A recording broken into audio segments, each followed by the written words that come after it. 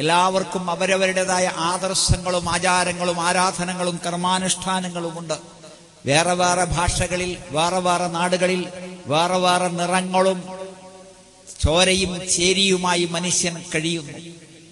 എല്ലാവരെയും വേർതിരിക്കുന്ന ഒരുപാട് ഘടകങ്ങളുണ്ട്. ഈ സംസാരം നിർവഹിക്കുന്ന ശബ്ദം പോലെ ലോകത്ത് വേറൊരു ശബ്ദമില്ല. ഒരാളുടെ മുഖം പോലെ വേറൊരു മുഖമില്ല. ഒരാളുടെ വിരലടയാളം പോലെ വേറൊരു വിരലടയാളമില്ല. ഇങ്ങനെ എല്ലാ നിലക്കും വ്യത്യസ്തത ലോകത്ത് പ്രകടമാണ്. എന്തിനാണ് ഈ വ്യത്യസ്തതകൾ? വമ്പ് നടിക്കാനല്ല, വീമ്പ് നടിക്കാനല്ല, പരസ്പരം തല്ലുവാനോ കൊല്ലുവാനോ പെരുമ നടിക്കുവാനോ അല്ല. കാരണം എല്ലാവരും മനുഷ്യരാണ്. മനുഷ്യരായ നമ്മളെല്ലാം ഒരു മാതാവിന്റെ പിതാവിന്റെ മക്കളാണ്. സൂറത്ത് ഹുജറാത്തിൽ അല്ലാഹു പഠിപ്പിച്ച പോലെ, യാ അയ്യുഹന്നാസു മനുഷ്യരെ, ഇന്നാ ഖലഖനാകും മിൻ ദക്കരിൻ വ ഉൻസാ, നിങ്ങളെ നാം പടച്ചത് ഒരാണിൽ നിന്നും പെണ്ണിൽ നിന്നുമാണ്. വജഅൽനാകും ശുഉബൻ വ ഖബായില ലിതആറഫു, നിങ്ങൾ ഗോത്രങ്ങളും വിഭാഗങ്ങളുമാക്കിയത് നിങ്ങൾ തമ്മിൽ പരിചയപ്പെടാൻ വേണ്ടിയാണ്. ഇന്ന അക്രമക്കും ഇൻദല്ലാഹി അത്ഖാക്കും, നിങ്ങളിൽ ഏറ്റവും മാന്യൻ, നിങ്ങളിൽ ഏറ്റവും തഖ്വയുള്ളവനാരോ അവനാണ്. ഭയഭക്തിയാണ്. പടച്ചവന്റെ നിയമങ്ങള്, പ്രവാചകന്മാരുടെ നിയമങ്ങള് ജീവിതത്തിൽ എത്രമാത്രം പകർത്തുന്നുവോ, പുലർത്തുന്നുവോ, രഹസ്യത്തിലും പരസ്യത്തിലും ഭയപ്പെട്ട് ജീവിക്കുന്നുവോ, കർമ്മങ്ങളിലും സ്വഭാവങ്ങളിലും വിശ്വാസ കാര്യങ്ങളിലും മുന്നേറുന്നുവോ, അതാണ് തറവാടിത്തത്തിന്റെ ലക്ഷണം. നമ്മൾ ബഹുമാനിക്കേണ്ടത് രണ്ട് വിധത്തിലുള്ള ആളുകളെയാണ്. ഒന്ന്, പ്രായം കൊണ്ട് ബഹുമാനിക്കണം. മുതിർന്നവരെ ബഹുമാനിക്കാത്ത, ഇളയവരെ ലാളിക്കാത്ത ആരും നമ്മുടെ കൂട്ടത്തിൽപ്പെട്ടവനല്ല എന്ന് റസൂലുള്ളാഹി പറഞ്ഞു സ്വല്ലല്ലാഹു അലൈഹി വസല്ലം. രണ്ടാമതായി, പടച്ചവനിൽ വിശ്വാസമർപ്പിച്ച് പ്രവാചകൻ സ്വല്ലല്ലാഹു അലൈഹി വസല്ലമയുടെ വിധിവിലക്കുകൾ പാലിച്ച് സലഫുസ്സാലിഹിന്റെ മാർഗത്തിലൂടെ 5 നേരത്തെ നിസ്കാരം കൃത്യമായി പള്ളിയിൽ പോയി ജമാഅത്തായി നിർവഹിക്കുന്ന, സകാത്ത് കൊടുക്കുന്ന, നോമ്പ് നിൽക്കുന്ന, ഹജ്ജ് ചെയ്യുന്ന, ആരാധനകളിലും അനുഷ്ഠാനങ്ങളിലുമൊക്കെ വലിയ താല്പര്യം പ്രകടിപ്പിക്കുന്ന ആളുകൾ ബഹുമാനിക്കപ്പെടേണ്ടതാണ്. ശരി, അപ്പോൾ എല്ലാ മനുഷ്യരും ഒരു മാതാവിന്റെ പിതാവിന്റെ മക്കളാണ്. ഈ സാർവലൗകിക സാഹോദര്യം, ഈ സമസൃഷ്ടി സേവനം, അതിന്റെ സ്നേഹപൂർണമായ ശുശ്രൂഷയാണ് ഇസ്ലാം അവതരിപ്പിക്കുന്നത്. അല്ലാഹുവിന്റെ റസൂൽ സല്ലല്ലാഹു അലൈഹി വസല്ലം പറഞ്ഞു, കുല്ലുക്കും മിൻ ആദം, നിങ്ങളെല്ലാവരും ആദമിൽ നിന്ന്, വആദം മിൻ തുറാബ്, ആദമാകട്ടെ മണ്ണിൽ നിന്നും. അപ്പോൾ നമ്മളെല്ലാവരും ഏകോദര സഹോദരങ്ങളാണ്, ആദമിന്റെ മക്കളാണ്. ഹവ്വാ റളിയല്ലാഹു അൻഹയുടെ പൊക്കിൽ കൊടിയുമായി ബന്ധമില്ലാത്ത ഒരാളും നമ്മിലില്ല.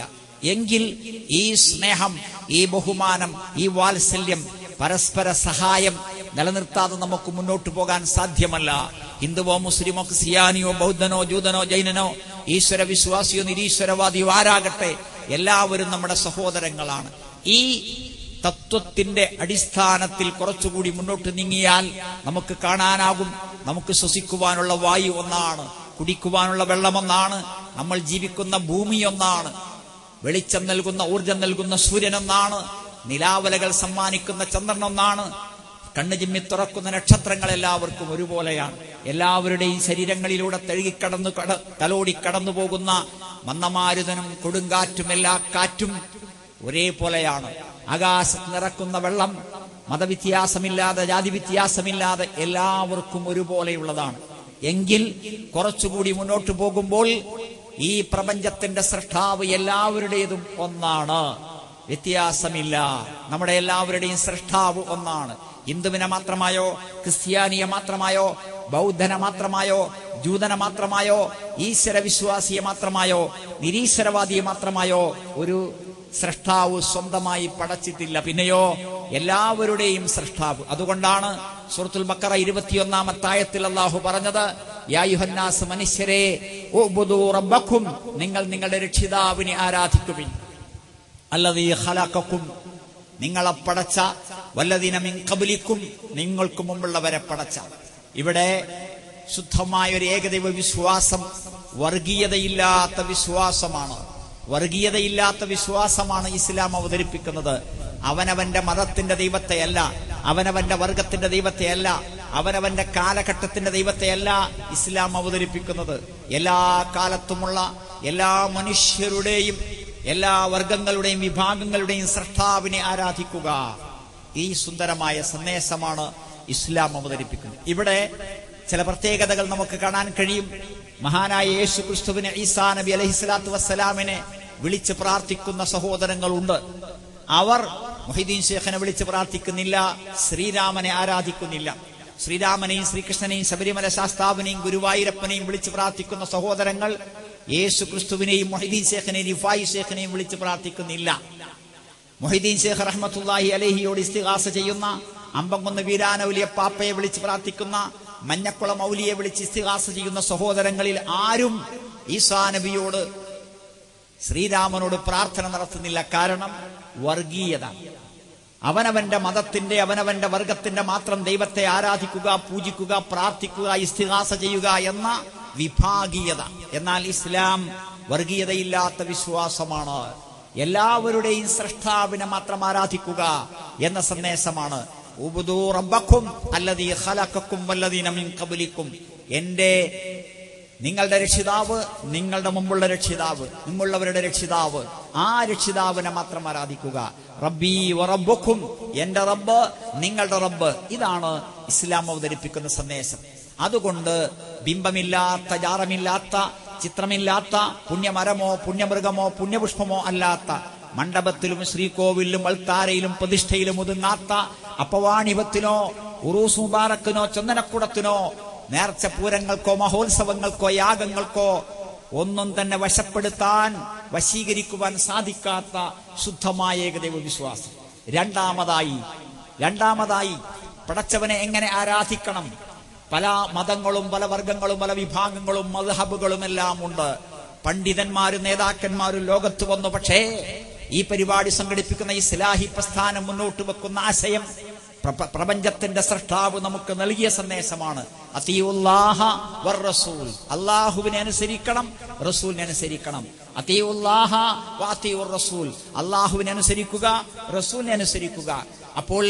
അപ്പോൾ ആരാധനകളും അനുഷ്ഠാനങ്ങളും സൽക്കർമ്മങ്ങളും സുഹൃതങ്ങളും സ്വഭാവ സംസ്കാര മര്യാദകളും എങ്ങനെ ചിട്ടപ്പെടുത്തണം? മഹാനായ മുഹമ്മദ് നബി സല്ലല്ലാഹു അലൈഹി വസല്ലമ പഠിപ്പിച്ച പോലെ മാത്രം. ബുഖാരിയിലെ 631 ഹദീസിൽ നമുക്ക് കാണാം, സല്ലു കമാ റഅയ്തുമുനി ഉസല്ലി, ഞാൻ എങ്ങനെ നിസ്കരിച്ചു എന്ന് നിങ്ങൾ കണ്ടുവോ അങ്ങനെ നിങ്ങൾ നിസ്കരിക്കുവിൻ. ഇന്ന് ഇവിടെ ആയിരക്കണക്കിന് ആളുകൾ മഗ്രിബ് നിസ്കരിച്ചത്, കേരളത്തിലെ ആയിരക്കണക്കിന് പള്ളികളിൽ, സലഫി പള്ളികളിൽ ലക്ഷക്കണക്കിന് ആളുകൾ മഗ്രിബ് നിസ്കരിച്ചത്, യാത്രക്കാർ ഇശ നിസ്കരിച്ചത്, യാത്രക്കാരല്ലാത്ത നാട്ടുകാർ ജമ്മായി 4 റക്അത്ത് നിസ്കരിച്ചത് 14 നൂറ്റാണ്ട് മുമ്പ് മുഹമ്മദ് നബി സല്ലല്ലാഹു അലൈഹി വസല്ലം നിസ്കരിച്ച പോലെയാണ്. ഷാഫിഈ മദ്ഹബല്ല, ഹനഫി മദ്ഹബല്ല, ഹംബലി മദ്ഹബല്ല, മാലിക്കി മദ്ഹബല്ല. എന്നാൽ ഇമാം ഷാഫിഈയും ഇമാം അഹ്മദ് ബിൻ ഹംബലും ഇമാം മാലിക്കും അതുപോലെ എല്ലാ മദ്ഹബിന്റെ ഇമാമുകളും ഇസ്ലാമിന്റെ സമ്പത്താണ്. എല്ലാവരും സലഫു സാലിഹിന്റെ മാതൃകയിലാണ് ജീവിച്ചത്. ഖുർആനും സുന്നത്തുമായി യോജിച്ച എന്തൊക്കെയുണ്ടോ അതെല്ലാം നമ്മൾ സ്വീകരിക്കുന്നു. ഏതെങ്കിലും ഒരു മദ്ഹബിനെ നമ്മൾ തള്ളിപ്പറയുന്നില്ല. ഏതെങ്കിലും ഒരു മദ്ഹബിനെ നമ്മൾ 2ാം തരമോ 3ാം തരമോ ആക്കുന്നില്ല. കാരണം എല്ലാവരും ഖുർആന്റെയും സുന്നത്തിന്റെയും അടിസ്ഥാനത്തിൽ ജീവിക്കുവാൻ ആവശ്യപ്പെട്ടവരാണ്. എന്ന് മാത്രമല്ല, ഹദീസ് സഹിഹായി കണ്ടാൽ അതിലേക്ക് മടങ്ങണമെന്നാണ് പറഞ്ഞിരിക്കുന്നത്. അതുകൊണ്ടാണ് അള്ളാഹുവിന്റെ റസൂൽ സല്ലല്ലാഹു അലൈഹി വസല്ലമ ഒതുവെടുത്ത പോലെ നമ്മൾ തല മുഴുവൻ തടവി ഒതുവെടുക്കുന്നത്. അതുകൊണ്ടാണ് റസൂലുള്ളാഹി സ്വല്ലല്ലാഹു അലൈഹി വസല്ലം കൈകെട്ടിയ പോലെ നെഞ്ഞത്ത് കൈകെട്ടുന്നത്. അതുകൊണ്ടാണ് സുബഹിക്ക് ഖുനൂത്ത് ഓതാതെ നമ്മൾ നിസ്കരിക്കുന്നത്. ഇത് ഏതെങ്കിലും ഒരു വിഭാഗത്തോടുള്ള പ്രത്യേകമായ താല്പര്യം കൊണ്ടല്ല.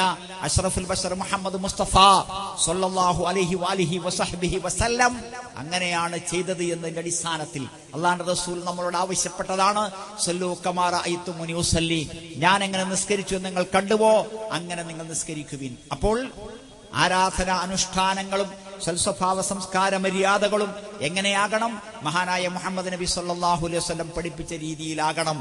അല്ല എങ്കിൽ അത് ബിദ്അത്താണ്, അനാചാരമാണ്, ദുരാചാരമാണ്. റസൂലുള്ളാഹി പറഞ്ഞു, മൻ അമില അമലൻ ലൈസ അലൈഹി അംറുനാ ഫഹുവ റദ്ദുൻ. നമ്മുടെ കൽപ്പനയില്ലാത്ത വല്ല മതകാര്യവും വല്ലവരും ചെയ്താൽ അത് തള്ളപ്പെടും. അതുകൊണ്ട് പരലോകത്ത് ചെല്ലുമ്പോൾ, അന്ത്യനാളിൽ ചെല്ലുമ്പോൾ, നമ്മുടെ കർമ്മങ്ങളുടെ റിക്കാർഡുകൾ ഹാജരാക്കപ്പെടുമ്പോൾ അള്ളാഹുവിന്റെ റസൂല് പഠിപ്പിക്കാത്ത ഏതെങ്കിലും ഒരു മതകർമ്മം ചെയ്തിട്ടുണ്ടെങ്കിൽ തള്ളപ്പെടും. അതുകൊണ്ട് അള്ളാഹുവല്ലാത്തവർക്കുള്ള നേർച്ച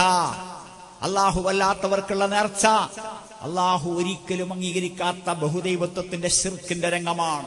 ജാറം ദർഗ മഖാമ, പുണ്യമരങ്ങള്, പുണ്യമൃഗങ്ങള്, പുണ്യപുഷ്പങ്ങള് പ്രപഞ്ചത്തിന്റെ സൃഷ്ടാവ് നിരോധിച്ച ബഹുദൈവത്വത്തിന്റെ അടയാളങ്ങളാണ്. അതിനാൽ ബഹുദൈവത്വത്തിന്റെ അടയാളങ്ങളില്ലാത്ത, അന്ധവിശ്വാസത്തിന്റെ കറയില്ലാത്ത, അനാചാരത്തിന്റെ പുകയില്ലാത്ത ശുദ്ധമായ, വ്യക്തമായ, തെളിഞ്ഞ പാതയിലൂടെയാണ് നമുക്ക് മുന്നോട്ട് പോകേണ്ടത്. മുഹമ്മദ് നബി സല്ലല്ലാഹു അലൈഹി വസല്ലം നമ്മൾ ഓർമ്മിപ്പിച്ചു, തറക്തുക്കും അലാ മഹജ്ജത്തിൻ ബൈദാ, വെളുത്ത പാതയിലാണ് ഞാൻ നിങ്ങളെ ഏൽപ്പിച്ചു പോകുന്നത്. ലൈലുഹാ കനഹാരിഹാ, അതിന്റെ രാത്രി പോലും പകൽ പോലെയാണ്. ലാ യസീഗു അൻഹാ ഇല്ലാ ഹാലിക്, പറ്റ നശിച്ചവനല്ലാതെ അതിൽ നിന്ന് വഴിതെറ്റുകയില്ല. അതുകൊണ്ട് വഴിതെറ്റാതെ മുന്നോട്ട് പോകണം. പുകയില്ലാത്ത, കറയില്ലാത്ത, ചളിയില്ലാത്ത, കരടില്ലാത്ത, അവ്യക്തതകളില്ലാത്ത ഒരു പാതയിലാണ് റസൂലുള്ളാഹി സ്വല്ലല്ലാഹു അലൈഹി വസല്ലമ നമ്മളെ ഏൽപ്പിച്ചിരിക്കുന്നത്. ആ പാതയിലൂടെയാണ് നമുക്ക് മുന്നോട്ട് പോകേണ്ടത്. അപ്പോൾ വിശ്വാസം ശരിയായി, കർമ്മം ശരിയായി, ആരാധനകളും അനുഷ്ഠാനങ്ങളും ശരിയായി. മൂന്നാമതായി സ്വഭാവ സംസ്കാര മര്യാദകൾ സമ്പൂർണമായും ശരിയാകേണ്ടതുണ്ട്. നമ്മുടെ വിശ്വാസം പോലെ ശുദ്ധമാകണം കർമ്മം പോലെ ശുദ്ധമാകണം സ്വഭാവം. വാക്കിലും നോട്ടത്തിലും നീക്കത്തിലും നടത്തത്തിലും ഇരുത്തത്തിലും കിടത്തത്തിലും ഉറക്കത്തിലും ഉണർച്ചയിലും യുദ്ധത്തിലും സന്ധിയിലും സമാധാനത്തിലും കച്ചവടത്തിലും കൃഷിയിലും ഏർപ്പാടിലും ഇടപെടലിലും ഇടപെടലിലും എല്ലാം പ്രപഞ്ചത്തിന്റെ സൃഷ്ടാവിനെ പേടിക്കേണ്ടതുണ്ട്. അവൻ കാണുന്നുണ്ട്, അവന്റെ മലക്കുകൾ രേഖപ്പെടുത്തുന്നുണ്ട്. ഈ റിക്കാർഡുമായി പരലോകത്ത് ഹാജരാകേണ്ടി വരും. നമ്മളോട് അത് വായിക്കാൻ പറയും.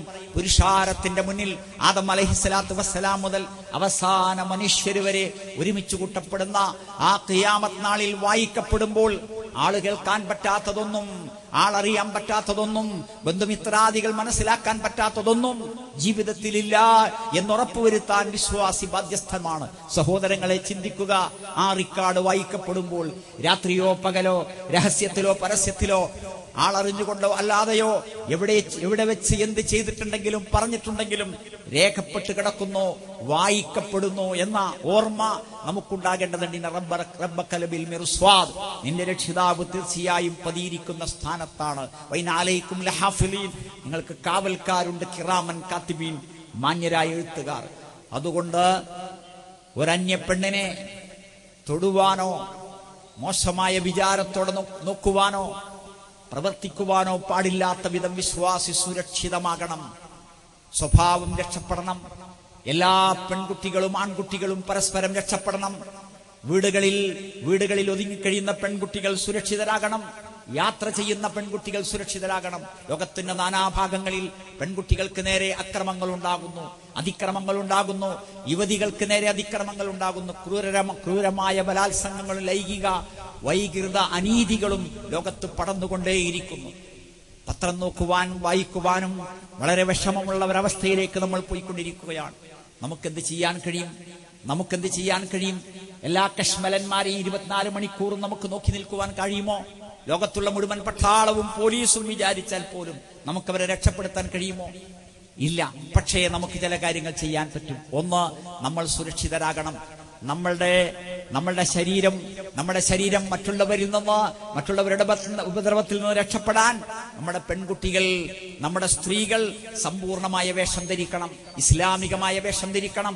അവിടെ പൂശുന്ന സുഗന്ധം ഇസ്ലാമികമാകണം, ആഭരണം ഇസ്ലാമികമാകണം, വസ്ത്രം ഇസ്ലാമികമാകണം, ആഭരണം ഭ്രമം ഒഴിവാക്കിക്കൊണ്ടുള്ള ഒരു ജീവിതം ഉണ്ടാകണം. കുറ്റിപ്പുറത്ത് 1987 ചേർന്ന സംസ്ഥാന സമ്മേളനത്തിൽ പ്രസിദ്ധമായ 16 പ്രമേയങ്ങൾ നമ്മൾ പാസാക്കി. അതിലൊന്ന് ആഭരണ ഭ്രമം ഒഴിവാക്കണമെന്നതാണ്. ഇന്ന് ഏറ്റവും കൂടുതൽ സ്ത്രീകൾ ഉപദ്രവിക്കപ്പെടുന്നതിന്റെ രണ്ടാമത്തെ കാരണം ആഭരണ ഭ്രമമാണ്. 25 കൊല്ലം മുമ്പ് നമ്മൾ അന്ന് പറഞ്ഞത് ആഭരണ ഭ്രമം ഒഴിവാക്കണമെന്നാണ്. ഇന്ന് ഈ 2013 നമുക്ക് പറയേണ്ടത് ആഭരണം ഭ്രമം ഒഴിവാക്കുക എന്ന പ്രമേയത്തിലെ ഭ്രമം എന്ന വാക്കൊഴിവാക്കണം, അഥവാ ആഭരണം ഒഴിവാക്കണമെന്നാണ്. എങ്കിൽ ഒരുപാട് അക്രമങ്ങൾക്ക് അറുതി വരും. വീട്ടമ്മമാർ കൊല്ലപ്പെടുന്നതില്ലാതെയാകും.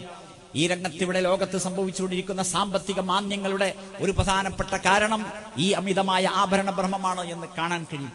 രണ്ടാമത്, ആഭരണങ്ങൾക്ക് രജിസ്ട്രേഷൻ ഏർപ്പെടുത്തണമെന്ന് നമ്മൾ അന്ന് പ്രമേയത്തിലൂടെ ആവശ്യപ്പെട്ടു.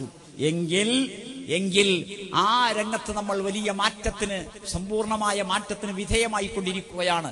വിശുദ്ധമായ വസ്ത്രധാരണം, മുഖവും മുൻകൈയും ഒഴികെ ബാക്കിയെല്ലാം മറച്ചുകൊണ്ട് മാത്രം ഒരു പെൺകുട്ടി പുറത്തിറങ്ങുമ്പോൾ അവർക്ക് നേരെ ഉപദ്രവങ്ങൾ കുറവാണ്. സ്വന്തക്കാരനായ ബാപ്പയോ ആങ്ങളയോ മകനോ ഭർത്താവോ അമ്മാമനോ അതുപോലുള്ള ബന്ധുക്കളോ ഇല്ലാതെ ഒരു സ്ത്രീ ഒരു ദിവസം നീണ്ടു നിൽക്കുന്ന യാത്ര ചെയ്യരുത്, ഒരു പകലിലപ്പുറം നീണ്ട യാത്ര ചെയ്യരുത് എന്ന റസൂലുള്ളാഹിന്റെ സന്ദേശം നമ്മൾ സ്വീകരിക്കേണ്ടതുണ്ട്. ഈ രീതിയിൽ സ്ത്രീകൾ സുരക്ഷിതരാകണം, പുരുഷന്മാർ സുരക്ഷിതരാകണം, വീട് സുരക്ഷിതമാകണം, എല്ലാം വേണം. വെള്ളമില്ലാത്തൊരു കാലഘട്ടം, വെള്ളത്തിന് വേണ്ടി യുദ്ധം ആരംഭിക്കുവാനുള്ള ഒരു കാലഘട്ടം വരാൻ പോകുന്നു. നമുക്കറിയാം, അല്ലാഹുവിന്റെ റസൂൽ സല്ലല്ലാഹു അലൈഹി വസല്ലം പഠിപ്പിച്ചു, വെള്ളം മിതമായി ഉപയോഗിക്കണം. ISMന്റെ പ്രമേയം, വെള്ളം ദൈവത്തിന്റെ വരദാനമാണ്, അനുഗ്രഹമാണ്. അത് പങ്കുവെക്കണം, പാഴാക്കരുത്. എല്ലാവർക്കും വെള്ളം കിട്ടണം, എല്ലാവർക്കും വെള്ളം ഉപയോഗിക്കാൻ കഴിയണം. നമ്മുടെ കിണറ്റിൽ ഇഷ്ടം പോലെ വെള്ളമുണ്ടെങ്കിലും ശരി, ആവശ്യത്തിനെ ഉപയോഗിക്കാവൂ. നമ്മുടെ വീട്ടിൽ ധാരാളം വെള്ളമുണ്ടെങ്കിലും ആവശ്യത്തിന് ഉപയോഗിക്കാവൂ. റസൂലുള്ളാഹി പറഞ്ഞു, ഒഴുകുന്ന പുഴയുടെ കരക്കാണ് നീയെങ്കിലും ശരി, അമിതമാകാൻ പാടില്ല. തിരുനബി സല്ലല്ലാഹു അലൈഹി വസല്ലമ ഒരു കോരൽ കൊണ്ട് ഒളിവെടുത്തു. ജനങ്ങളെ, റസൂലുള്ളാഹി ഒരു കോരൽ കൊണ്ട് ഒളിവെടുത്തു. അങ്ങനെയുള്ള 4 കോരൽ കൊണ്ട് കുളിച്ചു. വൃത്തിയുള്ളവനായ റസൂലുള്ളാഹി, ധാരാളം മുടിയുള്ള റസൂലുള്ളാഹി സ്വല്ലല്ലാഹു അലൈഹി വസല്ലം, വലിയ താടിയുള്ള റസൂലുള്ളാഹി സ്വല്ലല്ലാഹു അലൈഹി വസല്ലം. അതുകൊണ്ട് വെള്ളം ഇഷ്ടം പോലെ ഉണ്ട് എന്ന് നമ്മൾ പറയരുത്. ബിഖദരിൻ മഅലൂം, കണക്കനുസരിച്ചേ ഉള്ളൂ. വമാ നുനസിലുഹു ബിഖദരിൻ മഅലൂം, വ്യക്തമായ കൃത്യമായ കണക്കനുസരിച്ചല്ലാതെ നാം അത് ഇറക്കിയിട്ടില്ല. അതുകൊണ്ട് വെള്ളം എപ്പോഴും ആവശ്യത്തിന് മാത്രം. പൈപ്പ് തുറന്നിടരുത്, അലക്ഷ്യമാക്കരുത്. കുറഞ്ഞ വെള്ളത്തിൽ കുളിക്കുവാനും ഉളവെടുക്കുവാനും ഉപയോഗിക്കുവാനും നമ്മൾ ശീലിക്കണം. മറ്റുള്ളവർക്ക് പങ്കുവെക്കാൻ നമ്മൾ തയ്യാറാകണം. ഇസ്ലാഹി പ്രസ്ഥാനം പ്രതിസന്ധികളിലൂടെ കടന്നു പോകുമ്പോൾ ഒരു കാര്യം വ്യക്തമാണ്, ഇസ്ലാഹി പ്രസ്ഥാനത്തിലെ ഏതെങ്കിലും ഒരു വ്യക്തി അല്ലാഹുവല്ലാത്തവരോട് ദുആ ചെയ്യുന്നില്ല, അല്ലാഹുവല്ലാത്തവരോട് പ്രാർത്ഥിക്കുന്നില്ല.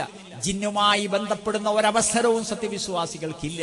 ഇല്ലാത്ത ആരോപണം സാധാരണക്കാരായ നല്ലവരായ സാധുക്കളായ നമ്മളെപ്പറ്റി തൽപര കക്ഷികൾ പറഞ്ഞുണ്ടാക്കുകയാണ് എന്നത് വ്യക്തമാണ്. നമ്മൾ ആരും ജിന്നിനോട് പ്രാർത്ഥിക്കുന്നില്ല, പ്രാർത്ഥിക്കാമെന്ന് പറയുന്നില്ല. പ്രാർത്ഥിക്കാൻ പാടില്ല. പ്രാർത്ഥിച്ചാൽ നരകത്തിലാണ്. നരകത്തിന് കരയേറാൻ കഴിയുകയില്ല.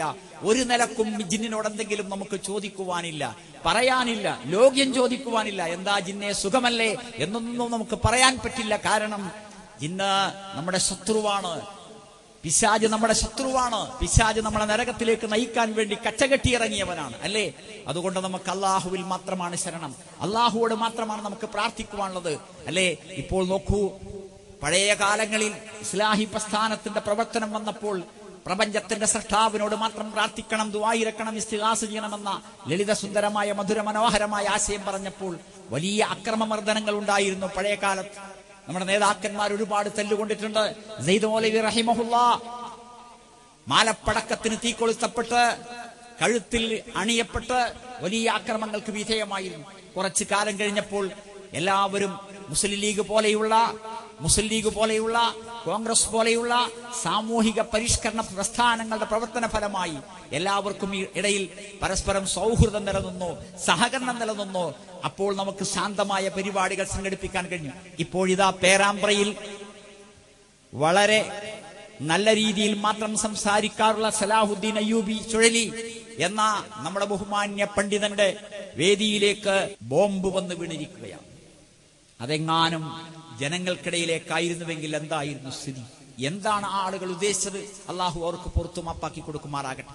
അവരുടെ പിന്നിൽ പ്രവർത്തിക്കുന്നത് ആരായാലും ശരി, ആ പ്രതികളെ നമുക്ക് പിടികൂടേണ്ടതുണ്ട്. എന്തിന്? ഈ ലോകം സുരക്ഷിതമാകാൻ. ഈ ലോകത്ത് മതപ്രബോധനം എന്നത്, അഭിപ്രായ സ്വാതന്ത്ര്യം എന്നത് ഭരണഘടന നമുക്ക് നൽകുന്ന അവകാശമാണ്. നമ്മുടെ സ്വാർത്ഥതയല്ല ഇത്. ഇഹലോകത്തൊന്നും കിട്ടാനില്ല. സ്ത്രീധനം വാങ്ങാൻ പാടില്ല എന്ന് പറഞ്ഞാൽ എന്ത് കിട്ടാൻ? സ്ത്രീധനം കൊടുക്കരുത് എന്ന് പറഞ്ഞാൽ എന്ത് കിട്ടാൻ? സ്ത്രീധന വിവാഹങ്ങളിൽ നിന്ന് മാറി നിൽക്കണമെന്ന് പറഞ്ഞാൽ നമുക്ക് എന്ത് കിട്ടാൻ? ഒന്നും കിട്ടാനില്ല. പിന്നെന്താ? അത് തിന്മയാണ്. ഈ ലോകത്ത് 10,000-കണക്കിന് സഹോദരിമാർ അവിവാഹിതകളായി കഴിയുന്നുണ്ട്. വിധവകളുണ്ട്, വിവാഹമോചിതകളുണ്ട്. അവർക്ക് വിവാഹമുണ്ടാകണം. തടസ്സങ്ങളിലൊന്ന് സ്ത്രീധനമാണ്. അപ്പോ ഈ ആശയം നമ്മൾ പറയുന്നത് പരലോകത്തിന് വേണ്ടിയാണ്. എങ്കിൽ അതിന് സ്വാതന്ത്ര്യമുണ്ടാകണം. ജനപ്രതിനിധികൾ പ്രത്യേകമായി ശ്രദ്ധിക്കണം. നമുക്ക് ആ സ്വാതന്ത്ര്യം ലഭിക്കേണ്ടതുണ്ട്. ലക്ഷക്കണക്കിന് പ്രവർത്തകന്മാർ നമ്മളെ കൂടെയുണ്ട്. പക്ഷേ നമ്മൾ പ്രകോപിതരല്ല. വികാരത്തിന് നമ്മൾ അടിമപ്പെടുകയില്ല. അമിതാവേശം നമ്മളെ പിടികൂടുകയില്ല. ശാന്തമായി മാത്രമേ നമ്മൾ പ്രതികരിക്കാൻ ഉദ്ദേശിക്കുന്നുള്ളൂ. അതിനാൽ ഈ വികാരം മനസ്സിലാക്കി നമുക്ക് നീതി ലഭിക്കണമെന്ന് നമ്മൾ എല്ലാവരോടും ആവശ്യപ്പെടുന്നുണ്ട്. അതല്ലാതെ നമുക്ക് ജനാധിപത്യത്തിന്റെ മാർഗത്തിലൂടെയല്ലാതെ നമുക്ക് മുന്നോട്ട് പോകാൻ സാധ്യമല്ല. അതിനാൽ അവസാനിപ്പിക്കുകയാണ്. ഈ പ്രപഞ്ചത്തിന്റെ സൃഷ്ടാവിനെ മാത്രം ആരാധിക്കുന്ന, അവനോട് മാത്രം ദുആയിരക്കുന്ന, അവനോട് മാത്രം ഇസ്തിഗാസ ചെയ്യുന്ന മഹാനായ മുഹമ്മദ് നബി സല്ലല്ലാഹു അലൈഹി വസല്ലമയുടെ മദ്ഹബ് ജീവിതത്തിന്റെ എല്ലാ രംഗത്തും പിന്തുടരുന്ന, വിശുദ്ധമായ സംസ്കാരവും സ്വഭാവവും പാലിക്കുന്ന ഒരു ജീവിതം, ജനാധിപത്യത്തിന്റെ മാർഗത്തിലൂടെ മുന്നോട്ട് നീങ്ങുന്ന ഒരു പ്രസ്ഥാന പ്രവർത്തനം, അതാണ് നമ്മളെ എല്ലാവരും തിരിച്ചറിഞ്ഞുകൊണ്ടിരിക്കുന്നു, എല്ലാവരും ബഹുമാനിക്കുന്നു, സ്നേഹിക്കുന്നു. ഇൻഷാ അല്ലാഹ് നമുക്ക് ആ സ്നേഹത്തിന്റെ ബഹുമാനത്തിന്റെ വഴിയിലൂടെ മുന്നോട്ട് പോകാം. അല്ലാഹു സുബ്ഹാനഹു വ തആല അനുഗ്രഹിക്കുമാറാകട്ടെ. അസ്സലാമു അലൈക്കും വറഹ്മത്തുള്ളാഹി വബറകാതുഹു. അസ്സലാമു അലൈക്കും വറഹ്മത്തുള്ളാഹി. അൽഹംദുലില്ലാഹ് വസ്സലാത്തു വസ്സലാമു അലാ റസൂലിൽ അമീൻ വഅലാ ആലിഹി വസഹബിഹി അജ്മഈൻ. അമ്മാ ബഅദ്. അഊദു ബില്ലാഹി മിനശ് ശൈത്വാനിർ റജീം. യാ അയ്യുഹല്ലദീന ആമനു തഖുല്ലാഹ ഹഖ്ക തുഖാതിഹി വലാ തമൂതുന്ന ഇല്ലാ വഅൻതും മുസ്ലിമൂൻ. ബിസ്മില്ലാഹിർ റഹ്മാനിർ റഹീം. أحسب الناس أن يتركوا أن يقولوا آمنا وهم لا يفتنون. ആദരണീയനായ ഈ യോഗത്തിന്റെ ഉദ്ഘാടകനും നമ്മുടെ നിയമസഭാ മണ്ഡലം സാമാജികനുമായ ബഹുമാന്യ സുഹൃത്ത് അഡ്വക്കേറ്റ് എൻ ശംസുദ്ദീൻ സാഹിബ് ഇതിൽ മുഖ്യ പ്രഭാഷണം നിർവഹിച്ചുകൊണ്ട് നമ്മോട് സംസാരിക്കുന്ന ബഹുമാന്യനായ പണ്ഡിതൻ ഹുസൈൻ സലഫി, ഇവിടെ നമ്മെ അഭിസംബോധന ചെയ്തുകൊണ്ട് സംസാരിച്ച മൗലവി സുഹൈർ ചുങ്കത്തറ, മറ്റു വേദിയിലുള്ള സംഘടനാ സാരഥികളെ, ഈ പ്രദേശത്തുള്ള കാരണവന്മാരെ, സദസ്സിൽ സന്നിഹിതരായിരിക്കുന്ന രക്ഷിതാക്കളെ, സഹോദരി സഹോദരന്മാരെ, ഈ ശബ്ദം ലോകത്തിന്റെ വിവിധ ഭാഗങ്ങളിൽ നിന്ന് ബൈലക്സിലൂടെ ശ്രവിച്ചുകൊണ്ടിരിക്കുന്ന നല്ലവരായ സുഹൃത്തുക്കളെ, സഹോദരങ്ങളെ, അള്ളാഹുവിന്റെ അത്യപാരമായ അനുഗ്രഹത്താൽ എടത്തനാട്ടുകര ഏരിയ മുജാഹിദ് സമ്മേളനം വൻ വിജയകരമായ രീതിയിൽ മുന്നോട്ട് പോയിക്കൊണ്ടിരിക്കുകയാണ്. ഈ സന്ദർഭത്തിൽ തന്നെ മലപ്പുറം ജില്ലയിൽ 2 ഭാഗങ്ങളിലായി അതിവിപുലമായ സമ്മേളനങ്ങൾ ഈ പ്രമേയത്തിൽ തന്നെ നടന്നു വരികയാണ്. കോട്ടക്കൽ വെച്ച് ഒരാഴ്ച നീണ്ടു നിൽക്കുന്ന ഇൻസൈറ്റ് ഇസ്ലാമിക് എക്സിബിഷൻ ഇന്ന് ഈ പരിപാടി തുടങ്ങിയ അതേ സമയത്ത് തന്നെ കോട്ടക്കലിൽ ആയിരങ്ങളെ സാക്ഷി നിർത്തിക്കൊണ്ട് ഉദ്ഘാടനം ചെയ്യപ്പെടുകയുണ്ടായി. ഇതേ സന്ദർഭത്തിൽ തന്നെ എടവണ്ണയിൽ ബഹുമാന്യനായ മുജാഹിദ് ബാലുശ്ശേരി കൂടി പങ്കെടുക്കുന്ന മറ്റൊരു സമ്മേളനവും ഇതേ പ്രമേയത്തിൽ അവിടെ നടന്നുകൊണ്ടിരിക്കുകയാണ്. ഈ സന്ദർഭത്തിലാണ് ഈ എടത്തനാട്ടുകര ഏരിയയിലും പരിസര പ്രദേശങ്ങളിലുമുള്ള സഹോദരങ്ങൾ ഈ സംഘാടകരുടെ വിളി കേട്ടുകൊണ്ട് ഇവിടെ വന്നിരിക്കുന്നത്. അത് ഈ സംഘാടകരോടുള്ള പ്രത്യേകമായ എന്തെങ്കിലുമുള്ള സ്നേഹം കൊണ്ടല്ല, മറിച്ച് സത്യത്തോടും നീതിയോടും നന്മയോടുമുള്ള താല്പര്യമാണ് ഇത്രയും അച്ചടക്കത്തോടുകൂടി ആയിരക്കണക്കിന് ആളുകൾ ഇവിടെ എത്തിച്ചേരാനുണ്ടായ സുപ്രധാനമായ കാരണം. അള്ളാഹു നമ്മുടെ സദുദ്ദേശങ്ങൾക്ക് അർഹമായ പ്രതിഫലം അള്ളാഹു നൽകുമാറാകട്ടെ. ഇവിടെ സമ്മേളനങ്ങളും പ്രോഗ്രാമുകളുമൊക്കെ നമുക്ക് പുതുമയുള്ള കാര്യങ്ങളല്ല. എന്തിനാണ് സമ്മേളനങ്ങൾ സംഘടിപ്പിക്കുന്നത്? മുജാഹിദ് പ്രസ്ഥാനത്തെ സംബന്ധിച്ചിടത്തോളം അതിന് പ്രത്യേകമായ ലക്ഷ്യങ്ങൾ അതിന്റെ പിന്നിലുണ്ട്. അതൊരിക്കലും ഭൗതികമായ താല്പര്യങ്ങളല്ല, മറിച്ച് പ്രവാചകന്മാർ ലോകത്ത് പ്രബോധനം ചെയ്ത ആ പ്രബോധന വിഷയം, ആ ഉന്നതമായ തൗഹീദിന്റെ ആദർശം, അത് ഇവിടെ പ്രബോധനം ചെയ്യുന്നതിന് വേണ്ടിയാണ് ഈ പ്രവർത്തനങ്ങൾ ഏറ്റെടുത്തുകൊണ്ട് നാം മുന്നോട്ട് പോയിക്കൊണ്ടിരിക്കുന്നത്. ഞാൻ പറഞ്ഞു വന്നത്, ഇത് പ്രബോധന പ്രവർത്തനങ്ങളുമായി മുന്നോട്ട് പോകുന്നത് ഒരു ബാധ്യതാ നിർവഹണത്തിന്റെ ഭാഗമായി കൊണ്ടാണ്. ഒരുപാട് പ്രയാസങ്ങൾ ഇതിന്റെ പേരിൽ നമ്മൾ അനുഭവിച്ചുകൊണ്ടിരിക്കുന്നുണ്ട്. പ്രവാചകന്മാർ ആ തൗഹീദിന്റെ ആദർശം പ്രബോധനം ചെയ്തപ്പോൾ എന്തൊക്കെ ബുദ്ധിമുട്ടുകളും കഷ്ടപ്പാടുകളും അനുഭവിച്ചിട്ടുണ്ടോ അത് ലോകാവസാനം വരെ അതേ പാതയിലൂടെ വഴിതെറ്റാതെ അവരോടൊപ്പം നിന്നുകൊണ്ട് മുന്നോട്ട് പോകുന്നവർക്കും ഉണ്ടായിക്കൊണ്ടിരിക്കുമെന്ന് അള്ളാഹുവിന്റെ റസൂൽ നേരത്തെ പറഞ്ഞു വെച്ചിട്ടുണ്ട്. അത് ഇന്ന് മുജാഹിദ് പ്രസ്ഥാനത്തിലെ പണ്ഡിതന്മാരും നേതാക്കളും നേരിട്ട് കൊണ്ടിരിക്കുകയാണ്. ഒരു നൂറ്റാണ്ട് കാലമായി ഒരുപാട് പ്രതിസന്ധികളിലൂടെയാണ് ഈ പ്രസ്ഥാനം കടന്നു വന്നിട്ടുള്ളത്. അത് ഇപ്പോഴും തുടർന്നുകൊണ്ടിരിക്കുന്നു. ഇവിടെ നേരത്തെ നിങ്ങൾ കേട്ടതുപോലെ ഒരു നൂറ്റാണ്ട് കാലത്തിനിടക്ക് ഇതുവരെയും സംഭവിച്ചിട്ടില്ലാത്ത ഏറ്റവും വലിയ ഈ പ്രസ്ഥാനത്തെ സംബന്ധിച്ചിടത്തോളം വളരെ ദുഃഖകരമായ ഒരു കാര്യമാണ് ഈ കഴിഞ്ഞ തിങ്കളാഴ്ച കോഴിക്കോട് ജില്ലയിലെ പേരാമ്പ്രയിലുണ്ടായത്. അത് പത്രങ്ങൾക്ക് ഇത്തരം സംഭവങ്ങൾ ഏത് സമയത്തും ഉണ്ടാകുന്നത് കൊണ്ട് തന്നെ രാഷ്ട്രീയ പകപോക്കലുകളും അതുപോലെയുള്ള പ്രശ്നങ്ങളുടെയും പിന്നിൽ ബോംബേറുകളും അതുപോലെയുള്ള അക്രമങ്ങളുമൊക്കെ നാട്ടിൽ സാധാരണയായി നടന്നുകൊണ്ടിരിക്കുന്നത് കൊണ്ട് തന്നെ അവരുടെ മുമ്പിൽ ഒരുപക്ഷെ അത് വലിയ വാർത്തയായി കേരളം മുഴുവൻ ഫ്രണ്ട് പേജിൽ വന്നിട്ടുണ്ടാവുകയില്ല. എന്നാൽ മുജാഹിദ് പ്രസ്ഥാനത്തെ സംബന്ധിച്ചിടത്തോളം ഒരു നൂറ്റാണ്ട് കാലമായി പ്രവർത്തിക്കുന്ന ഈ മുജാഹിദ് പ്രസ്ഥാനത്തിന്റെ ഒരു വേദിയിലേക്ക് പ്രസംഗിച്ചുകൊണ്ടിരിക്കെ പെട്രോൾ ബോംബ് എറിയുക എന്നതും ഇത്തരം മാരകമായ മുറിവേൽക്കുക എന്നതും ആദ്യമായിട്ടാണ്. അത് ചെയ്ത കേന്ദ്രങ്ങൾ ആരായിരുന്നാലും അത് നിസ്സാരമായി കാണാൻ ഒരിക്കലും കഴിയുകയില്ല. കാരണം ആൾക്കൂട്ടത്തിലേക്ക് ബോംബെറിയുമ്പോൾ എന്താണ് അവിടെ സംഭവിക്കുക എന്ന് മുൻകൂട്ടി നിശ്ചയിക്കാൻ കഴിയില്ല. ഒരു 5-10 ആളുകളുടെ ജീവൻ അപായപ്പെടാൻ മാത്രമുള്ള ഒരു വലിയ പ്രശ്നമാണ് അവിടെ ഉണ്ടായത്. പക്ഷേ പടച്ചതമ്പുരാന്റെ തൗഫീക്ക് കൊണ്ട് അങ്ങനെയുള്ള ഒരു വലിയ അപകടം ഒഴിവായി എന്ന് മാത്രം. ബഹുമാനനായ ചുഴലി സലാഹുദ്ദീൻ മൗലവി എന്ന് പറയുന്ന യുവ പ്രഭാഷകൻ വളരെ ശാന്തമായ രീതിയിലുള്ള പ്രഭാഷണം നടത്തിക്കൊണ്ടിരിക്കുകയാണ്. ആ സമയത്താണ് അദ്ദേഹത്തിന്റെ നേരെ ഒരു കെട്ടിടത്തിന്റെ മുകളിൽ നിന്നും ഏകദേശം 1 മണിക്കൂർ പിന്നിടുമ്പോൾ ഒരു ബോംബ് പാഞ്ഞു വരുന്നത്, തീപ്പന്തമായി വരുന്നത് അദ്ദേഹത്തിന്റെ കാൽ കീഴിൽ വീണ് പൊട്ടുകയും അദ്ദേഹത്തിന്റെ ജുബ്ബക്ക് തീപിടിക്കുകയും ഇന്ന് അദ്ദേഹം ബേബി ഹോസ്പിറ്റലിൽ, കോഴിക്കോട് ബേബി ഹോസ്പിറ്റലിൽ ചികിത്സയിൽ കഴിയുകയാണ്. കാലിന്റെ മുട്ടിന് താഴെ 2 കാലും പൂർണ്ണമായി പൊള്ളിയിട്ടുണ്ട്. കയ്യിന്റെ മുട്ടിന് താഴെ 2 കൈയും പൊള്ളിയിട്ടുണ്ട്. ശരീരത്തിന്റെ പല ഭാഗങ്ങളും പൊള്ളലേറ്റിട്ടുണ്ട്. ഇന്ന് അവിടെയുള്ള സംഘാടകർക്ക് പൊള്ളലേറ്റിട്ടുണ്ട്. ഏറ്റവും ഗുരുതരമായ ഒരു കാര്യം, അത് കഴിഞ്ഞ 2 ദിവസത്തിന് ശേഷം പേരാമ്പ്ര ടൗണിൽ അതിന്റെ ഒരു പ്രതിഷേധ യോഗം സംഘടിപ്പിക്കുകയുണ്ടായി. ആരാണ് ഇതിന്റെ പിന്നിൽ കളിച്ച, ഇതിന്റെ പിന്നിലുള്ള ശക്തികൾ ആരാണ്, ആ നിഗൂഢ നീചന്മാരായ ശക്തികൾ ഏതാണ് എന്ന് കണ്ടെത്തണമെന്ന് ആവശ്യപ്പെടുന്നതിന് വേണ്ടി നടത്തിയ ഒരു പ്രതികരണം, ഒരു പ്രതിഷേധ യോഗം. ആ പ്രതിഷേധ യോഗത്തിനുള്ള എല്ലാ ഒരുക്കങ്ങളും നടന്ന് ആളുകൾ വിവിധ ജില്ലകളിൽ നിന്ന് പുറപ്പെട്ട് 4:30 തുടങ്ങേണ്ട ആ യോഗത്തിന്റെ 1.5 മണിക്കൂർ മുമ്പതാ നമ്മുടെ പോലീസ് സ്റ്റേഷനിൽ നിന്നും വിവരം തരുന്നു, അവിടെ നിങ്ങൾക്ക് പെർമിഷൻ ഇല്ല, മൈക്ക് പെർമിഷൻ ഇല്ല.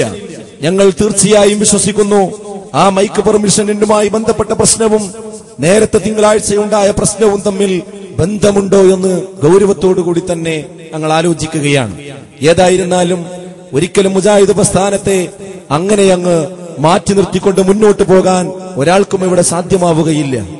ഏതായിരുന്നാലും ഞാൻ സൂചിപ്പിച്ചത്, അത്തരമൊരവസ്ഥയിൽ സുഹൃത്തുക്കളെ, ഈ തൗഹീദിന്റെ പ്രബോധന പ്രവർത്തനങ്ങളുമായി ശക്തമായി മുന്നോട്ട് പോകുമ്പോൾ ഇങ്ങനെയുള്ള പ്രയാസങ്ങൾ മുമ്പുണ്ടായിട്ടുണ്ട്, ഇപ്പോഴും അത് ആവർത്തിച്ചുകൊണ്ടിരിക്കുകയാണ്. എനിക്ക് സൂചിപ്പിക്കുവാനുള്ളത്, അത്തരം അവസ്ഥകൾ ഇനിയും കേരളത്തിൽ ഇല്ലാതിരിക്കാൻ എല്ലാവരും അതിൽ ശ്രദ്ധയുണ്ടാകേണ്ടതുണ്ട്.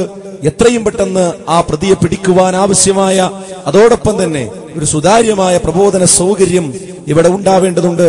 നമ്മുടെ ബഹുമാന്യനായ MLA അവറുകളോടും ആ കാര്യത്തിൽ എനിക്ക് സൂചിപ്പിക്കാനുള്ളത്, ഇവിടെ ഭരിക്കുന്ന ഗവൺമെന്റിന്റെ പ്രതിനിധികൾ എന്ന നിലക്ക് ഞങ്ങളുടെ ഈ വേദന വളരെ വിനയപുരസ്സരം നിങ്ങളുടെയൊക്കെ മുമ്പിൽ ഞങ്ങൾ വെക്കുകയാണ്. അതെല്ലാ ഉന്നതരായ നേതാക്കന്മാരെയും ഈ കഴിഞ്ഞ അടുത്ത ദിവസം തന്നെ ബഹുമാനനായ ആഭ്യന്തരമന്ത്രി തിരുവഞ്ചൂർ രാധാകൃഷ്ണൻ അവിടെ വരികയും അദ്ദേഹത്തിന് നിവേദനം സമർപ്പിക്കുകയും ഒക്കെ ചെയ്തിട്ടുണ്ട്. ആ വിഷയത്തിൽ എല്ലാവരുടെ കണ്ണും കാതുമുണ്ടാകണം.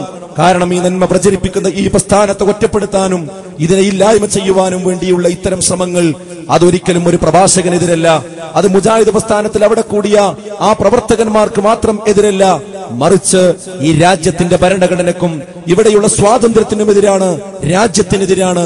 ഇന്ത്യ രാജ്യം എന്ന് പറയുന്നത് ഒരു ഇൻഡിപെൻഡൻസ് കൺട്രി മാത്രമല്ല, അതൊരു ഫ്രീഡം അനുഭവിക്കുന്ന കൺട്രി കൂടിയാണ്. ഒരു സ്വതന്ത്ര രാഷ്ട്രം മാത്രമല്ല, ഒരു വിമോചിത രാഷ്ട്രം കൂടിയാണ്. അഥവാ ഇത് മറ്റൊരു കോളനിയിൽ നിന്ന് നമുക്ക് സ്വാതന്ത്ര്യം കിട്ടി എന്നത് മാത്രമല്ല നമ്മുടെ രാജ്യത്തിന്റെ പ്രത്യേകത. മറിച്ച് ഇവിടെ മതമുള്ളവന് മതമനുസരിച്ചുകൊണ്ടും മതമില്ലാത്തവൻ ആ രീതിയിലുമൊക്കെ ജീവിക്കുവാൻ അവകാശമുള്ള സ്വാതന്ത്ര്യമുള്ള നാടാണ്. ഞാൻ വിശ്വസിക്കുന്ന വിശ്വാസം വിശ്വസിക്കാൻ മാത്രമല്ല, അത് പറയാൻ മാത്രം, അത് അനുഷ്ഠിക്കാൻ മാത്രമല്ല, അതിന്റെ ആചാരങ്ങളും അനുഷ്ഠാനങ്ങളും നിർവഹിക്കാനുള്ള സ്വാതന്ത്ര്യം മാത്രമല്ല, മറിച്ച് എനിക്ക് സത്യമാണെന്നുറപ്പുള്ള ആ കാര്യം വസ്തുതയോടുകൂടി മറ്റുള്ളവരോട് പറയുവാനുള്ള അവകാശം കൃത്യമായി വകവെച്ചു തരുന്ന പവിത്രമായ ഒരു ഭരണഘടനയ്ക്ക് കീഴിൽ ജീവിക്കുന്ന ആളുകളാണ് നമ്മൾ. അതുകൊണ്ട് ആ ഭരണഘടന ലംഘിക്കുന്ന രീതിയിൽ, അതിനെ വെല്ലുവിളിക്കുന്ന രീതിയിൽ ഇത്തരം പരിശ്രമങ്ങൾ ഉണ്ടാവുക എന്നത് തീർത്തും അപലപനീയമാണ് എന്നതാണ് അത്തരം സംഗതികളോട് സൂചിപ്പിക്കുവാനുള്ളത്. ഏതായിരുന്നാലും ഇത്തരം പ്രയാസങ്ങൾ നമ്മുടെയൊക്കെ നാടുകളിൽ ഇപ്പോഴും പല രീതിയിൽ ആവർത്തിച്ചുകൊണ്ടിരിക്കുകയാണ്. തൗഹീദിന് വേണ്ടി ഒരു ഭാഗത്ത് പടപൊരുതുമ്പോൾ, അതിന്റെ പേരിൽ ബോംബാക്രമണം ഏൽക്കുമ്പോൾ, അതാ മറുഭാഗത്ത് ഇതിനോടൊപ്പം നിന്ന് ഈ തൗഹീദി പ്രബോധനത്തിന് വേണ്ടി ഒപ്പം നിന്ന് മുന്നോട്ട് പോകേണ്ട ചില സഹോദരങ്ങൾ തിരിഞ്ഞു നിന്നുകൊണ്ട് അതല്ല, നിങ്ങളൊക്കെ ശിർക്കിലാണ് എന്ന ആരോപണവുമായി കടന്നുവരുന്ന ഒരു വിചിത്രമായ സാഹചര്യം മറുഭാഗത്ത് കണ്ടുകൊണ്ടിരിക്കുകയാണ്. ഏറ്റവും ഭീതിതമായ ഒരവസ്ഥയാണ് ഈ രംഗത്ത് നമ്മുടെ മുമ്പിലുള്ളത് എന്ന് പറയാതെ വയ്യ. എടത്തനാട്ടുകര പ്രദേശത്തെ സംബന്ധിച്ചിടത്തോളം മുജാഹിദ് പ്രസ്ഥാനത്തോളം പഴക്കമുള്ള ചരിത്രം എടത്തനാട്ടുകരക്ക് പറയാനുണ്ട്. ഞാൻ ആ ഭാഗത്തേക്ക് കടന്നു പോകുന്നില്ല. ബഹുമാന്യനായ ഹുസൈൻ സലഫിയുടെ പ്രഭാഷണം ശ്രവിക്കാൻ വേണ്ടി കാത്തിരിക്കുകയാണ് നമ്മൾ. വളരെ ചുരുക്കി ഒന്ന് രണ്ട് കാര്യങ്ങൾ ആ രംഗത്ത് സൂചിപ്പിച്ചുകൊണ്ട് ഞാൻ എന്റെ വാക്കുകൾ അവസാനിപ്പിക്കാനാണ് ഉദ്ദേശിക്കുന്നത്. സഹോദരങ്ങളെ, ഇവിടെ 10-25 പള്ളികൾ, നമസ്കാര പള്ളികളും ജുമുഅത്ത് പള്ളികളുമായി 50-ലധികം പള്ളികൾ നമ്മുടെ ഇടത്തനാട്ടുകരയിലുണ്ട്. അതുപോലെ തന്നെ മദ്രസകളുണ്ട്, QHLSകളുണ്ട്. അങ്ങനെ സമ്പൂർണമായ നല്ല രീതിയിലുള്ള പ്രവർത്തനങ്ങൾ ഒരു 10-15 കിലോമീറ്ററിനുള്ളിൽ വളരെ ഭംഗിയായി നിർവഹിക്കപ്പെടുന്ന ഒരു പ്രദേശമാണ് ഇടത്തനാട്ടുകര പ്രദേശം. അതുകൊണ്ട് തന്നെ എനിക്ക് നിങ്ങളോട് സൂചിപ്പിക്കാനുള്ളത്, എന്റെ നാട്ടുകാരോട് സൂചിപ്പിക്കാനുള്ള ഒരു കാര്യം, വളരെ സമാധാനപരമായി നമ്മുടെ നാട്ടിലെ ദഅ്വാ പ്രവർത്തനങ്ങളുമായി നമുക്ക് മുന്നോട്ട് പോകേണ്ടതുണ്ട്. കാരണം ഇവിടെ നമുക്ക് തർക്കിക്കുവാനും ഭിന്നിക്കുവാനും ചേരിതിരിയുവാനും പരസ്പരം ശിർക്കാരോപണങ്ങൾ നടത്തുവാനും നമുക്ക് സമയമില്ല. കാരണം ഒരുപാട് അജണ്ടകൾ നമ്മെ കാത്തിരിക്കുകയാണ് എന്ന് നമ്മൾ മനസ്സിലാക്കേണ്ടതുണ്ട്. കാരണം എന്താണെന്ന് ചോദിച്ചാൽ, നമ്മുടെ നാടിനെ സംബന്ധിച്ചിടത്തോളം ഇവിടെ നേരത്തെ സൂചിപ്പിക്കപ്പെട്ടതുപോലെ വളർന്നു വരുന്ന യുവാക്കളിൽ ഒരു വലിയ വിഭാഗം മതബോധത്തോടുകൂടി അവർ കൃത്യമായ മതചിട്ടകൾ പാലിക്കുന്ന ഒരവസ്ഥയിലേക്ക് വന്നിട്ടുണ്ട്. അൽഹംദുലില്ലാ, അവരുടെ വേഷത്തിലും വിധാനത്തിലും സംസ്കാരത്തിലും ഒക്കെ അത് നമുക്ക് കണ്ടുകൊണ്ടിരിക്കുന്നുണ്ട് എന്നത് നമുക്കൊരു വലിയ പ്രതീക്ഷ നൽകുന്ന ഒരു കാര്യം തന്നെയാണ്.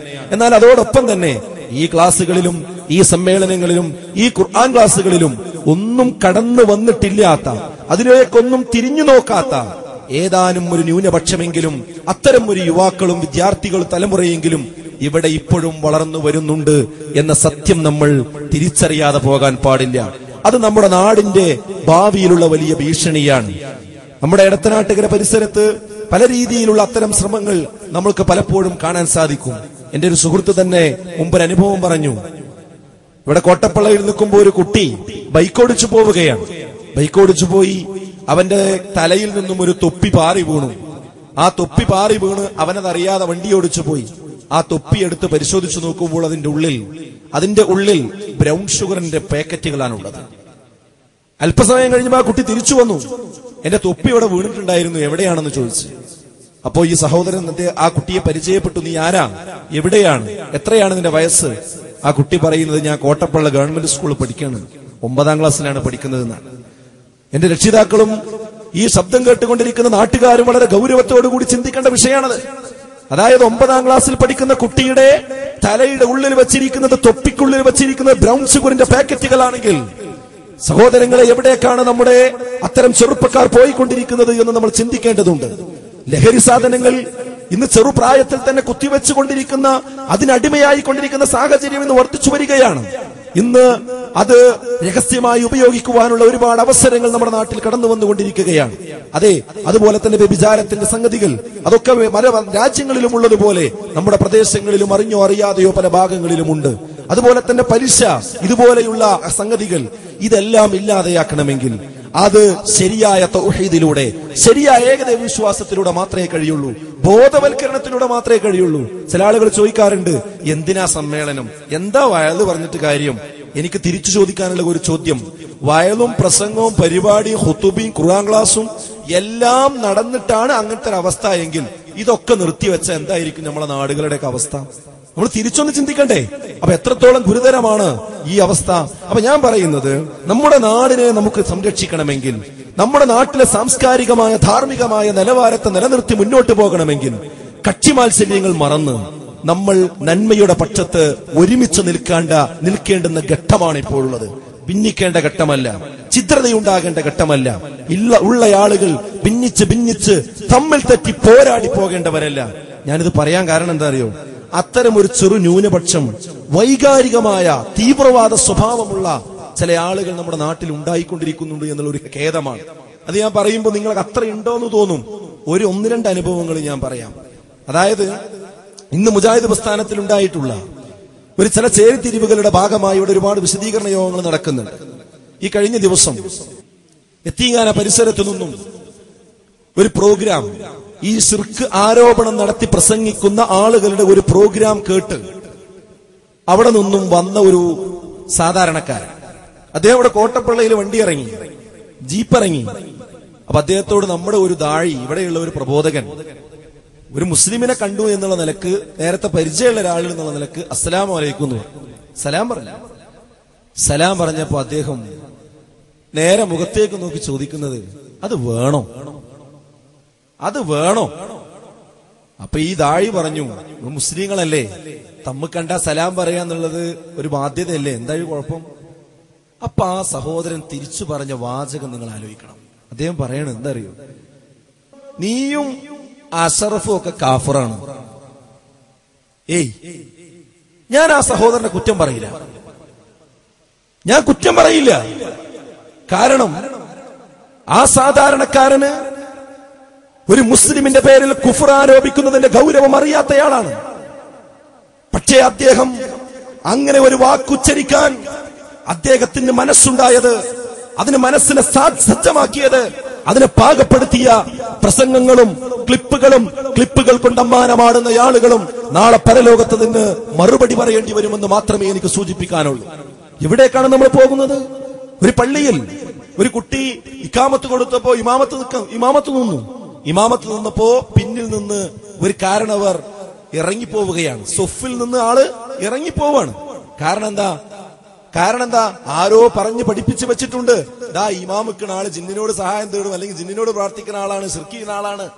ഇങ്ങനെ ആളുകളെ കുത്തിനോവിച്ച് ഓരോന്ന് പറഞ്ഞു വെച്ച് പഠിപ്പിച്ച് അതിന്റെ പേരിൽ സാധാരണക്കാർ ചേരിതിരിയുന്ന അതിദയനീയമായ ഒരു സാഹചര്യം ഇവിടെ അറിഞ്ഞോ അറിയാതെയോ ഉണ്ടായിക്കൊണ്ടിരിക്കുന്നുണ്ട് എന്നാണ് ബഹുമാനനായ അംസുക്കുട്ടി സലഫി. അദ്ദേഹത്തെ സംബന്ധിച്ചിടത്തോളം ഇവിടെയുള്ള യുവാക്കൾ, പ്രത്യേകിച്ച് ഇടത്തനാട്ടുകരയുള്ള യുവാക്കൾക്കറിയാം, ഒരുപാട് ആളുകൾക്ക് വെളിച്ചം കിട്ടിയ, എന്തിനധികം എന്നെപ്പോലെയുള്ള ആളുകൾക്കടക്കം വെളിച്ചം കിട്ടിയ ക്ലാസുകൾ വർഷങ്ങൾക്ക് മുമ്പ് ഇവിടെ സംഘടിപ്പിച്ചവരാണ്. ഈ കോട്ടപ്പള്ള ചെറിയ പള്ളിയിൽ, അത് ഓടിട്ട പള്ളിയാകുന്ന കാലഘട്ടങ്ങളിൽ എനിക്ക് ഓർമ്മയുണ്ട്, വെള്ളിയാഴ്ച മഗ്‌രിബിനുള്ള ഒരു ക്ലാസ്. ആ ക്ലാസ് വെളിച്ചം നൽകിയവരാണ് ഇവിടെയുള്ള ഒരുപാട് ആളുകൾ. അതുപോലെ ബഹുമാനനായ ഹാരിസ് ഇബ്നു സലീം, അദ്ദേഹം കാളമടം പള്ളിയിൽ നടത്തിയ ഒരു ക്യാമ്പിലാണ് ഞാൻ ആദ്യമായി പങ്കെടുക്കുന്നത്.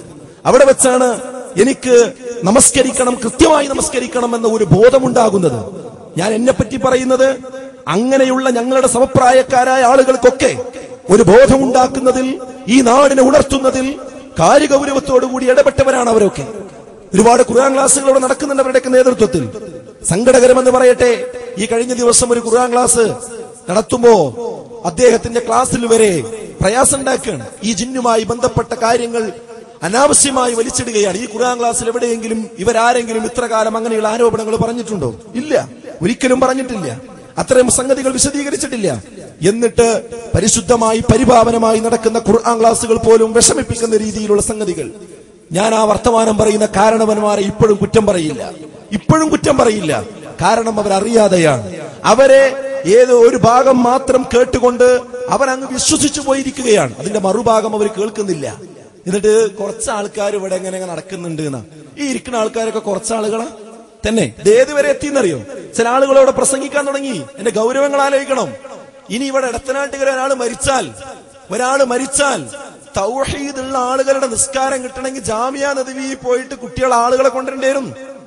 ഞാൻ ചോദിക്കട്ടെ, ഇടത്തനാട്ടുകരയിൽ ഈ ഗ്രൗണ്ടിൽ നിറഞ്ഞു തങ്ങിയ ഈ ആയിരങ്ങളൊക്കെ മുശ്രിക്കുകളാണോ എന്നാണോ ഇവർ പറയുന്നത്? ആണോ? ഇവിടെയുള്ള പ്രബോധകന്മാർക്ക് നേരെ മാത്രമല്ല, ഇവിടെയുള്ള സർവ്വസാധാരണക്കാരായ ആളുകൾക്ക് പോലും ഈ ശിർക്കൻ വിശ്വാസങ്ങളുണ്ട് എന്ന രീതിയിലുള്ള പരാമർശങ്ങളല്ലേ അത്? ജാമിയ നദിയുടെ ഉള്ളിൽ മാത്രമേ ഇപ്പന്തുള്ളൂ തൗഹീദുള്ള ആളുകളുള്ളൂ, ബാക്കി ഇടത്തനാട്ടുകരയിലൊന്നും നിസ്കരിക്കാൻ പറ്റിയ ആളുകളില്ല എന്ന് വരെ ധ്വനിപ്പിക്കുന്ന രീതിയിലുള്ള സംസാരങ്ങൾ ആവർത്തിച്ചു കൊണ്ടിരിക്കുകയാണ്. ഞാൻ എന്റെ സംസാരത്തിൽ അല്പം മൂർച്ച നിങ്ങൾക്ക് തോന്നിപ്പോയേക്കാം. പക്ഷേ ഈ ആരോപണങ്ങൾ ഏൽക്കുമ്പോൾ, ഇത്തരം ആരോപണങ്ങൾ കേൾക്കേണ്ടി വരുമ്പോൾ സ്വാഭാവികമായും അങ്ങനെ സംസാരിക്കുകയാണ്. ഞാൻ സൂചിപ്പിക്കുന്നത് ഇത്തരം സംഗതികളെ നമ്മളൊന്ന് തിരിച്ചറിയേണ്ടതുണ്ട്. അതിന്റെ പേരിൽ ഇപ്പതാ ഉണ്ണിയാല് പള്ളി ശാന്തമായി അവിടെ ഖുതുബ നടന്നുകൊണ്ടിരിക്കുകയായിരുന്നു. നമ്മുടെ ബഹുമാന്യനായ MSMന്റെ സംസ്ഥാന ജനറൽ സെക്രട്ടറി താജുദ്ദീൻ സലാഹി വർഷങ്ങളായി അവിടെ ഖുതുബ പറയുന്നു. അതിനു മുമ്പ് ഹാരിസ് ബിൻ സലീം പറഞ്ഞിരുന്നു, അതിനു മുമ്പ് റഷീദ് പറഞ്ഞിരുന്നു, അതിനു മുമ്പ് ഞാൻ അവിടെ പറഞ്ഞിരുന്നു. എന്നാൽ ഇപ്പോഴതാ ഒരു കാരണവുമില്ലാതെ അദ്ദേഹത്തെ വരണ്ടെന്ന് പറഞ്ഞിരിക്കുന്നു.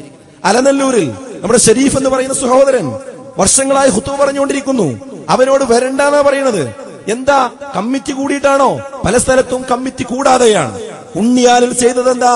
നേരത്തെ മടവൂർ വിഭാഗത്തിൽപ്പെട്ട ആളുകളെ വരെ കൂട്ടിപ്പിടിച്ചുകൊണ്ടാണ് അത്തരം കാര്യങ്ങൾ നടക്കുന്നത്.